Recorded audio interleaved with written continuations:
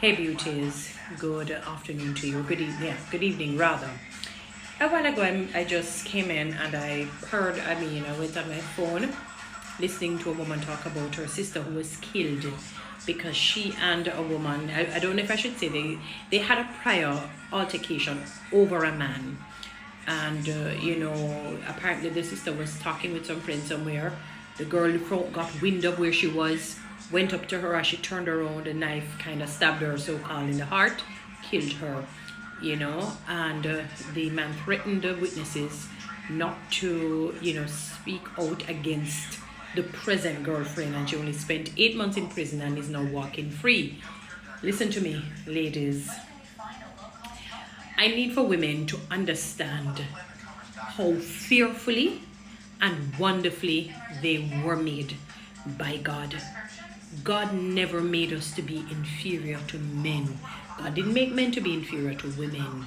Even though men were designed to be the head of the homes, it doesn't speak to superiority versus inferiority.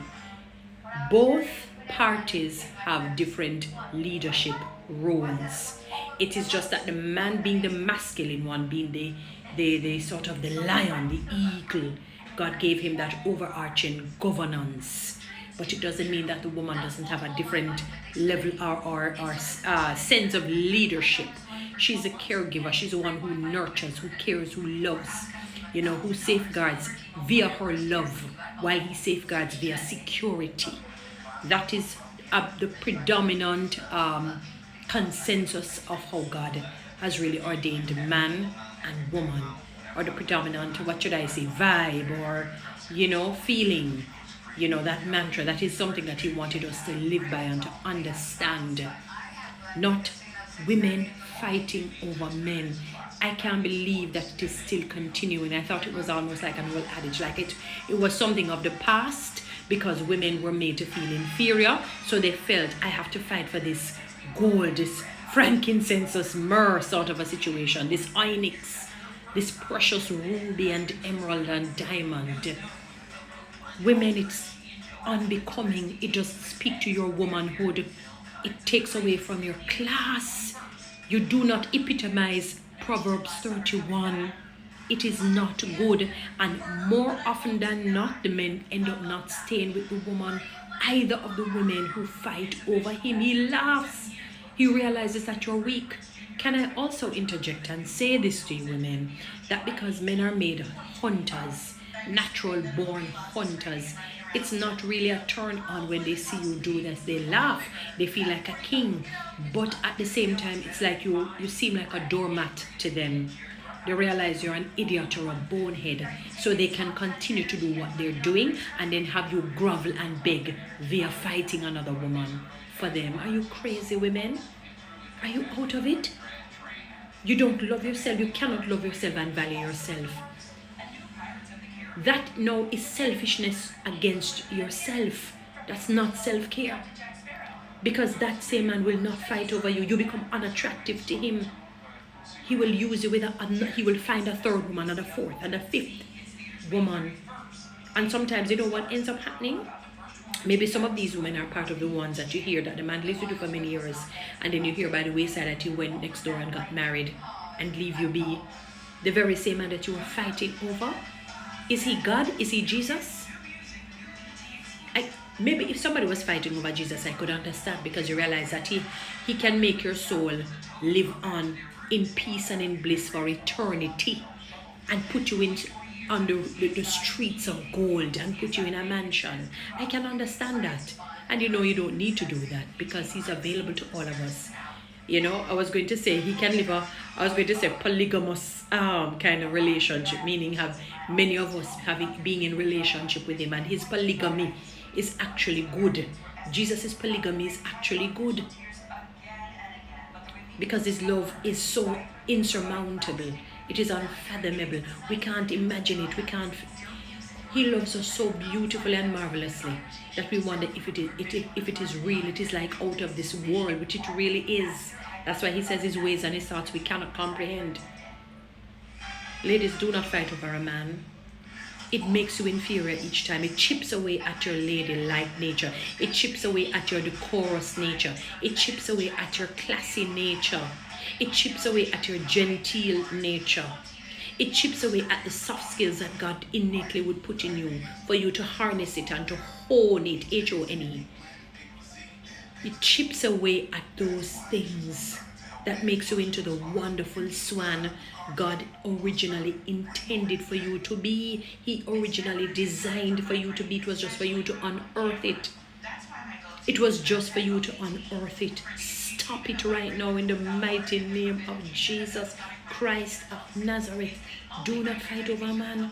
I remember, was it maybe it was 2 years, but it was in the COVID time when a best friend, I can understand the betrayal, but what she did, her heart was just impure, evil.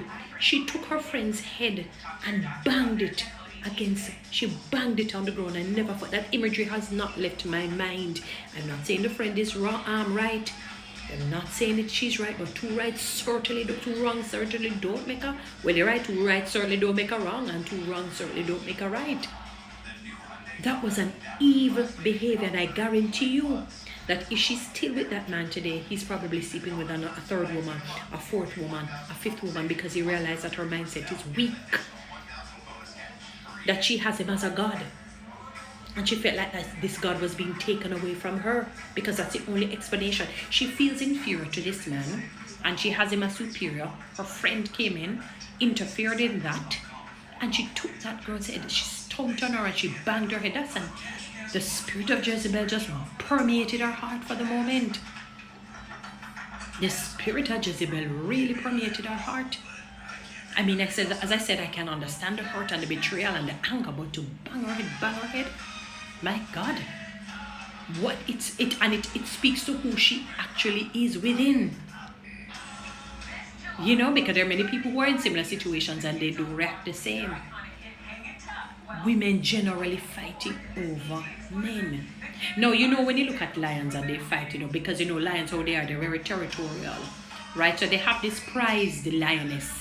So you'll find that they fight to the bitter end in a case like that, you know, and whoever becomes king becomes a champion, sort of a situation. And that those things you can understand. It's like David, when he heard about Goliath, and they said, anybody who killed that big old steering tough turbits giant, will not only, they will get a time with the king, they will get some money, they don't have to pay tax, and they will be able to marry the king's daughter, that's Saul's daughter, and she was a beautiful woman, Michal, you know. And when David heard that, you know, him glad back both kind of the women then. And that's how him go on him, yeah man, fight for all of the women get the spoils. The spoils them sweet. That I can understand. But them spoils are on the spoils. And the spoils are something spoil. Not spoils. It spoil. It's rotten. It's not good. Because sometimes when you see some of these men that you fight over, God forgive me, I know it's not about looks. But I mean, the man makes Smeagol look handsome. The man makes E.T. look like a good-looking alien. You understand? Or Predator, or Freddy Krueger, or Chucky. When you see some of these worthless men, when you see them never make half a man. Worthless, dunce, low emotional intelligence, low intelligence quotient. They don't know much.